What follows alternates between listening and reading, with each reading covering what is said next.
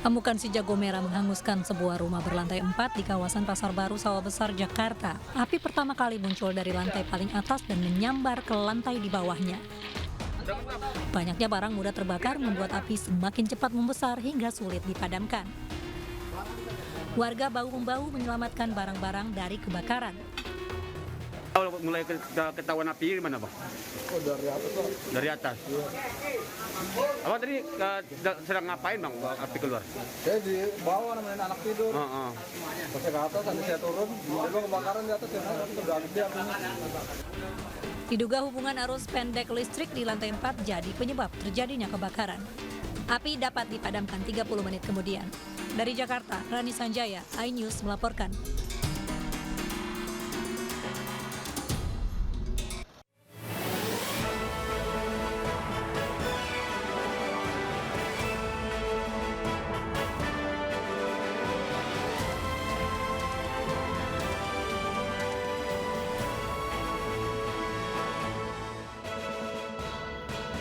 Ferdy Sambo mengaku membunuh Joshua karena marah setelah mendapat laporan bahwa Joshua lukai harkat martabat keluarganya. Tolak pengosongan lahan, ratusan warga Cakung Cilincing blokade jalan.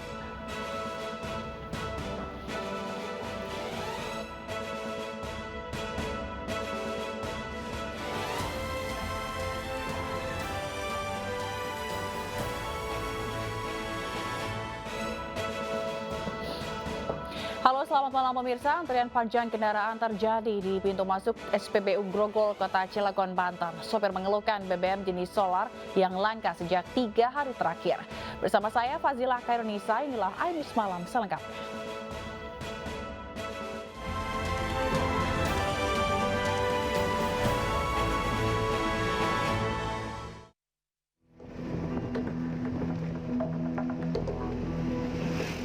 Antrean kendaraan mencapai 2 km di SPBU menuju kawasan industri Grogol, Kota Cilegon, Banten. Antrean didominasi mobil truk dan trailer yang hendak membeli bahan bakar minyak solar. Sopir mengaku telah 3 hari tidak mendapatkan solar, sehingga kendaraan mereka tidak bisa beroperasi. Salah seorang sopir menyatakan ia terpaksa mengantri selama berjam-jam karena persediaan BBM solar terbatas di tempat pengisian bahan bakar. Antri solar, Pak. Udah berapa lama ini? Lumayan, udah lama, ada 2 jaman lah. Dari kemarin ini nggak dapat solar, sampai asap ini juga. Alasannya apa katanya? Alasannya ya stoknya terbatas. Tapi kalau untuk harga udah ada kenaikan belum? Belum, kalau untuk harga belum ada kenaikan, Pak. Tapi Saat hendak meminta keterangan dari pihak SPBU, awak media sempat dihalangi personil keamanan. ngelarang, Bang. Ada yang larang, Pak? Ngelarang untuk apa, Pak? Tadi dia nggak boleh katanya, ada yang larang. Bukan ngelarang, ditanyakan liputan dari mana gitu aja, Pak. Yuk, Tadi nggak bilang kayak gitu, nggak boleh. Bukan dia bilang begitu. Boleh. Ngelarang dong, liputan dari mana harus ada. Pihak SPBU menyangkal antrean panjang disebabkan oleh kelangkaan solar, melainkan hanya antrean kendaraan saat pengisian bahan bakar minyak. Dari Cilegon, Banten, Iskandar Nasution, iNews melaporkan. Pemirsa, Polri hari ini periksa perdana Ferdy Sambo sebagai tersangka kasus tewasnya Joshua. Dalam pemeriksaan, Ferdy Sambo mengaku marah dan emosi setelah mendapat laporan dari istrinya bahwa Joshua lukai harkat martabat keluarga Ferdy. Dalam pengakuannya kepada tim sus, Ferdy Sambo merasa emosi dan marah karena tindakan Joshua ke istri Ferdy, Putri Chandrawati di Magelang, melukai harkat dan martabatnya. Namun tidak dijelaskan detail tindakan yang dilakukan Joshua. Selanjutnya Ferdy merencanakan pembunuhan bersama 2 tersangka lain, Barada Eliezer dan Bribka RR di rumah dinas. Dalam keterangannya, tersangka FS mengatakan bahwa dirinya menjadi marah dan emosi setelah mendapat laporan dari istrinya PC yang telah mengalami tindakan yang melukai harkat dan martabat keluarga yang terjadi di Magelang yang dilakukan oleh almarhum Joshua. Oleh karena itu, kemudian tersangka FS memanggil tersangka RR dan tersangka RE untuk melakukan pembunuhan, untuk merencanakan pembunuhan terhadap almarhum Joshua. syukur ini tersangka bunyi, ngomong. Kalau nggak ngomong sekalipun tidak ada masalah. Kita sudah punya alat bukti untuk memberikan sangkaan terhadap yang bersangkutan dan siap untuk itu. Melalui pengacaranya, Ferdi Sambo minta maaf kepada institusi Polri dan masyarakat karena telah membuat informasi tidak benar dan menimbulkan polemik di tengah masyarakat. Mantan Kadif Propam Polri tersebut siap mempertanggungjawabkan di mata hukum. Pak FS atau apa yang disampaikan oleh Pak FS untuk seluruh masyarakat.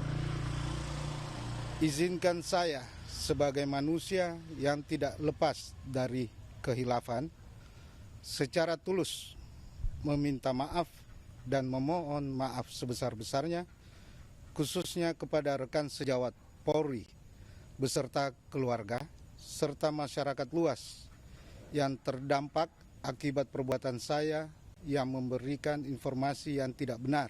Saya akan patuh pada setiap proses hukum saat ini yang sedang berjalan. Dan nantinya di pengadilan akan saya pertanggungjawabkan. Saya adalah kepala keluarga dan murni niat saya untuk menjaga dan melindungi marwah dan kehormatan keluarga yang sangat saya. Sementara itu, keluarga Brigadir Joshua tak percaya bahwa anaknya melakukan hal senonoh kepada istri atasannya. Namun isu hubungan romansa menguat ketika Menko Polhukam menyebut motifnya hanya boleh didengar orang dewasa.